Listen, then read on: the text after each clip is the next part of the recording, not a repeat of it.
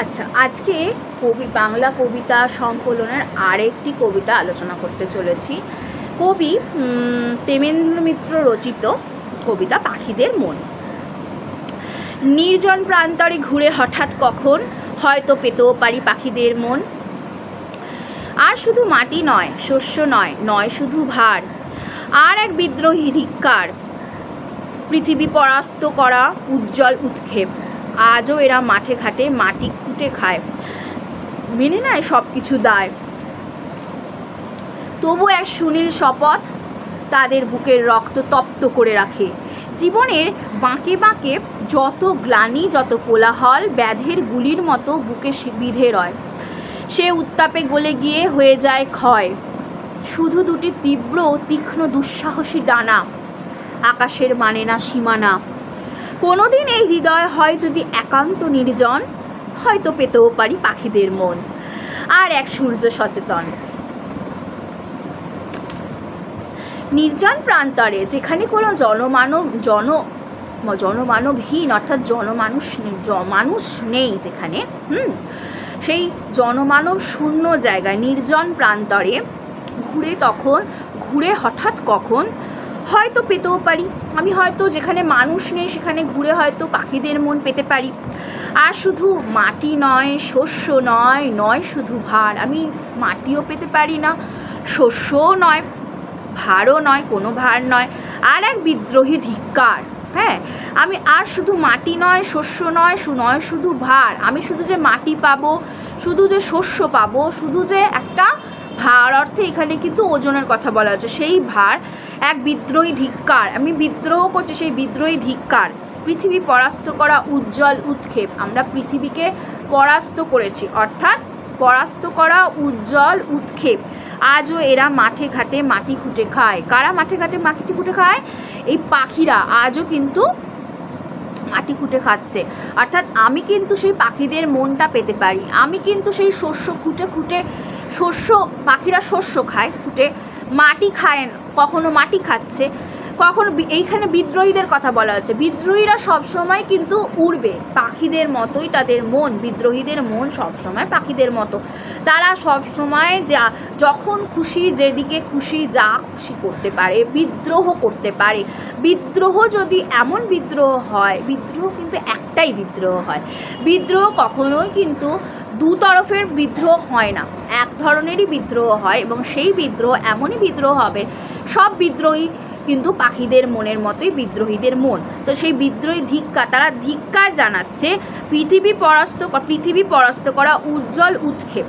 আজও এরা মাঠে ঘাটে মাটি খুঁটে খায়, এরাও কিন্তু মাঠে ঘাটে মাটি খুঁটে খাচ্ছে, অর্থাৎ সেই বিদ্রোহীরা কিন্তু সেই পাখিদের মতোই মাটি খুঁটে খাচ্ছে। অর্থাৎ তাদের জন্মভূমির জন্য তাদের লড়াই, সেই জন্মভূমির জন্যই কিন্তু তারা আজ মাটি খুঁটে খায়, অর্থাৎ লড়াই করে, মেনে নেয় সব কিছু দায়, সব দায় তারা, সব রেসপন্সিবিলিটি অর্থাৎ দায় দায়িত্ব তারা কিন্তু মেনে নেয়। তাদের পৃথিবীর প্রতি, পৃথিবী অর্থাৎ তাদের দেশ, তাদের নিজস্ব দেশের প্রতি যে দায় দায়িত্ব তারা মেনে নেয়।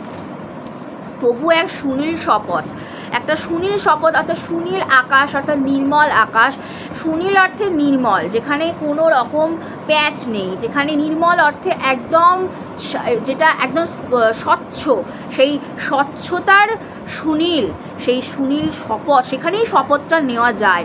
শপথ তাদের বুকের রক্ত তপ্ত করে রাখে, সেইখানে পজিটিভনেস, এই পজিটিভনেসটার জন্যই কিন্তু শপথ নিচ্ছে, সেখানেই পজিটিভনেস বুকের রক্তকে কিন্তু তপ্ত করে রাখে। এবং সেই তপ্ত রক্ত নিয়েই বিদ্রোহ এগিয়ে চলে, এবং সেই বিদ্রোহ কিন্তু সফলতার দিকে এগিয়ে গিয়ে বিদ্রোহীরা এই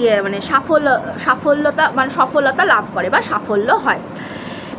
জীবনের বাঁকে বাঁকে যত গ্লানি, যত কোলাহল, জীবনের তো বাঁকে বাঁকে অনেক গ্লানি আছে, অনেক কোলাহল আছে, ব্যাধের গুলির মতো বুকে বিধে রয়। অর্থাৎ ব্যাধ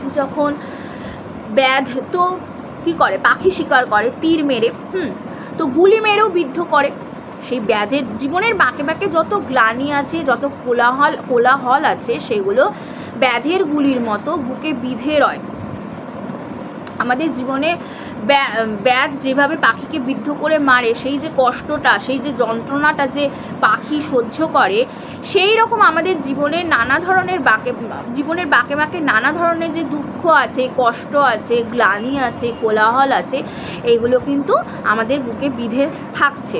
সেই উত্তাপে গলে গিয়ে হয়ে যায় ক্ষয়, এবং সেই উত্তাপ মানে আমাদের যে আগুন বললাম, রক্তের উত্তাপে গলে গিয়ে তার ক্ষয় হচ্ছে, সেই ক্ষতর ক্ষয় হচ্ছে। আমাদের যা কষ্ট আমরা পেয়েছি এবং যে কারণে কষ্ট পেয়েছি, যে সেই লড়াই করে সেই আমাদের আসল জিনিসটা ছিনে নিতে পারলেই সেইগুলো ক্ষয় হয়ে যায়। সেই প্রত্যেক বিদ্রোহীদের মধ্যে এই ব্যাপার সব সময় থাকে। পাখিদের যখন ক্ষত লাগে, পাখিরা কি বলতে পারে যে আমার লেগেছে, কিচ্ছু বলতে পারে না, মুখ থেকে কোনো রকম তাদের স্বর পাওয়াই যায় না। কোনো একটা পাখি ভীষণভাবে গুলিবিদ্ধ হলো, ভীষণভাবে তাকে মারা হলো, হ্যাঁ, সে কিন্তু রক্ত ঝরে গেল তার, কিন্তু তাকে কিন্তু ট্রিটমেন্ট করা হচ্ছে, কিন্তু সে কিন্তু কোনো রকম আওয়াজ করলো না, চুপচাপ রয়ে গেল। সেই রকম কিন্তু সে যদি আবার ডানা মেলে উঠতে পারে, সে কে মেরেছিল, কীভাবে হয়েছিল সব ভুলে গিয়ে সে আবার নিজের মনে ওড়ে। এই তো পাখি, সেই হলো পাখি। এবং প্রত্যেক বিদ্রোহী তাই, অর্থাৎ সে যখন লড়াই করছে, সে যখন তার দেশমাতৃকার জন্য লড়াই করছে, সেই লড়াই যখন সাকসেসের দিকে পৌঁছয়, তখন কিন্তু তার সেই সমস্ত ক্ষত কিন্তু ক্ষয় হয়ে যায়, সেগুলো তার আর মনে থাকে না। শুধু দুটি তীক্ষ্ণ দুঃসাহসী ডানা, দুটো তীব্র দুঃসাহসী মানে সাহস ভীষণ, দুঃসাহসী ডানা, আকাশের মানে না সীমানা, কোনো সীমানা নেই, সীমানাহীন পথে সে কিন্তু উড়ে চলে যায়। কোনো দিন এই হৃদয় হয় যদি একান্ত নির্জন, আমার হৃদয় যদি কোনো দিন নির্জন হয়, আমি যদি একা থাকি কোনো দিন, কারণ আমি বিদ্রোহী, আমার মনে সবসময় একটা চিন্তা আছে দেশমাতার প্রতি, দেশমাতৃকার প্রতি। যখনই চিন্তা ভাবনা থাকবে আমার দেশকে উদ্ধার করতে হবে, আমি আমার দেশকে মুক্তি এনে দেব, পাখিদের মন মানেই মুক্তি, পাখিদের মন মানেই মুক্ত বিহঙ্গ, সে পাখিদের বিহঙ্গ অর্থে পাখি, এবং সে সবসময় মুক্ত, তাই জন্য মুক্ত বিহঙ্গ। তো সেই কারণে আকাশের কোনো সীমানা নেই, সে চাচ্ছে কোনো দিনের হৃদয়ে যদি একান্ত নির্জন, আমি যদি একটা শান্তির পরিবেশে চলে যেতে পারি, নিজের মনে একান্তে, হয়তো পেতেও পারি পাখিদের মন, আমি হয়তো সেই পাখিদের মন পেতে পারি।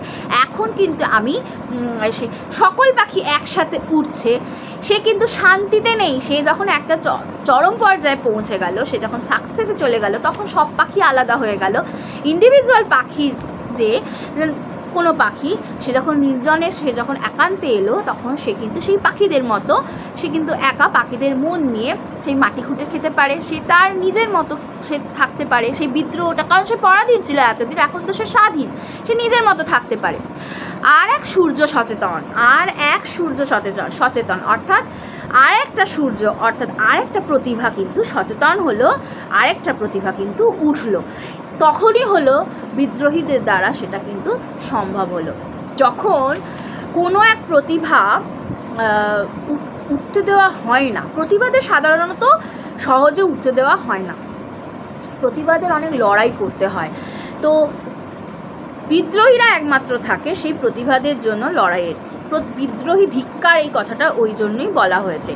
প্রতিভা যখন তার নিজস্ব ক্রেডিটে উঠে যাবে, বিদ্রোহীরা কিন্তু কোনোভাবেই সাহায্য করে না, বিদ্রোহ করে তার জন্য। এটা আশ্চর্যজনক ব্যাপার, বিদ্রোহ করবে তার জন্যই, তার জন্য প্রতিবাদ করবে, তার জন্য তার জন্য শুধু করছে তা নয়। কোনো এক প্রতিভা, সে একা প্রতিভা নয়, আরও অনেক প্রতিভা আছে, এমন তো হতেই পারে অন্য প্রতিভাগুলোর সাথেও তার সঙ্গে যেটা হতে চলেছে সেটা অন্যদের সাথে হতে পারে। তাহলে আমাদের দেশে বা পৃথিবীতে কোনো এক প্রতিভা যখন উঠছে, সেই প্রতিভাকে যখন উঠতে দেওয়া হচ্ছে না, তখন মারাত্মক বিদ্রোহ হয়, মারাত্মক লড়াই। এবং সেই লড়াই কিন্তু প্রতিভাকে কোনো সাহায্য করা হয় না, প্রতিভা নিজের ক্রেডিটে ওঠে, এবং সে যখন উঠে যায় সাকসেস, সেটা কিন্তু প্রত্যেকের সাকসেস হয়ে যায়। প্রতিভার তো সাকসেসই, এবং তার সাথে সাথে যারা যারা বিদ্রোহী হয়েছিল তাদের প্রত্যেকের সাকসেস সেখানে বজায় থাকে, প্রত্যেকে সাকসেস হয়ে যায়। সেই ধিক্কার, আর সেই যারা হতে দিচ্ছিল না তাদের প্রতি ধিক্কারটা তারা ভুলে গিয়ে তাদের একটা পরিণতি ঘটে, এবং সেটা ভুলে গিয়ে তারা কিন্তু আবার এগিয়ে চলে। এক প্রতিভা উঠলে অপর এক প্রতিভা উঠবে, কারণ যে প্রতিভা উঠলো সে তো আবার বিদ্রোহী হতে পারে, সেও তো বিদ্রোহ করে অপর এক প্রতিভাকে এগিয়ে দিতে পারে, তাই না? সেও আরেক প্রতিভা তুলতে পারে, আবার সেও বিদ্রোহী হয়ে আর এক প্রতিভাকে তুলতে পারে, এইভাবে প্রতিভা। কিন্তু আমাদের দেশ যদি এমন হতো যে কোনো রকম কিছু প্রতিভাকে আটকাবোই না, প্রতিভাকে কেন আটকাবো? হয়তো সব মানুষকে বলতে হয় খুব ভালো, তা তো নয়। আমাদের দেশ কি অত ভালো? আমাদের দেশ কি অত সুশিক্ষিত? আমাদের দেশ কি অত শিক্ষিত ব্যাখ্যা অনেক রকম আছে। শিক্ষিতদের ব্যাখ্যা অনেক রকম আছে। আমি শিক্ষিত, তুমি শিক্ষিত, সবাই শিক্ষিত, কিন্তু ভেতরের শিক্ষা, একদম নিজের ইনার শিক্ষা, নিজের ব্যক্তিগত শিক্ষা, যেটা বাবা মার কাছ থেকে পাওয়া যায় না। বাবা মা কেন পাবো? বাবা মা আলাদা ব্যক্তি, বাবা মার কাছ থেকে সেই শিক্ষা কেন পাবো? নিজে তাহলে কী ক্রেডিট রইল? বাবার কাছ থেকে যদি আমি কিছু অ্যাডাপ্ট করি, সেটা বাবার ক্রেডিট হয়ে যাবে কেন? অ্যাডাপ্ট আমি করতেই পারি, কিন্তু আমি যেটা করব সেটা আমার মতেই হবে। আমাকে বাবা এক শিক্ষা দিল, আমি মেনে চললাম সেই শিক্ষাটা, সেটা আমি অপরকে সেই শিক্ষা আমি আমার নিজের মতো করে, আমি তো নিজের মতো করে সেটাকে গড়ে তুলবো, নিজেকে অন্য রকমভাবে, মানে ওই রকমভাবে সেই শিক্ষায় শিক্ষিত হয়ে গড়ে তুলবো, এবং আমার কাছ থেকে এমন কিছু পাবে অন্যজন, সেটা আবার আমি অন্যকে শিক্ষা দেবো, সেও তো শিক্ষা পেলো এবং সেও তো তার নিজের মতো করেই বেড়ে উঠলো। এটাই হচ্ছে ব্যাপার। শিক্ষিতের মধ্যেও হেরফের আছে, সবাই তো সেই রকম শিক্ষিত নয়, সেই পর্যায়ে তো তারা পৌঁছয়নি, সেই ভালোত্বটা নেই যে একটা প্রতিভাকে মারবো না। এক প্রতিভা বাঁচলে অনেক প্রতিভা বাঁচবে। সেই জন্য বিদ্রোহীরা কিন্তু গুটিগত বিদ্রোহী হয়ে যায়। দেশপ্রেমিক আমরা অনেক পাবো, কিন্তু বিদ্রোহী কজন হতে পারে? বিদ্রোহীরা খুব অল্প কয়েকজন বিদ্রোহী হয়ে থাকে, যারা সত্যি বিদ্রোহ ঘটিয়ে প্রতিভা, অর্থাৎ